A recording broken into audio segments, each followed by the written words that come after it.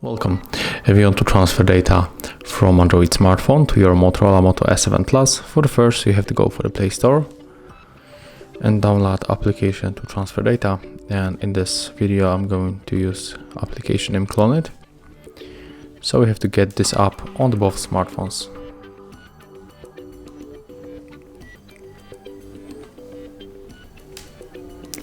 Right now we can open and we have to accept all the permissions that pops on our screen. It will happen on both devices.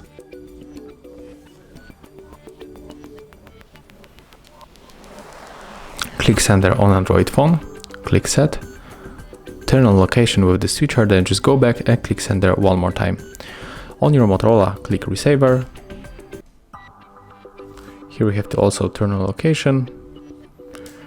But here when we click on this arrow to go back, we are back in the settings instead of our application. So we have to click right here to open the background apps. Swipe and open Clone It application. Click Receiver, then click Search again. If you got here the Android share icon, you have to tap on it. And we can connect in the two ways.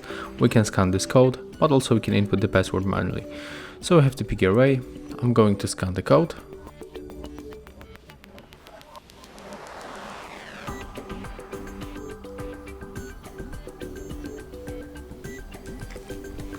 Accept the request. And right now, if you want to send all of the data, you have to click on all of these icons. And then just simply click Start.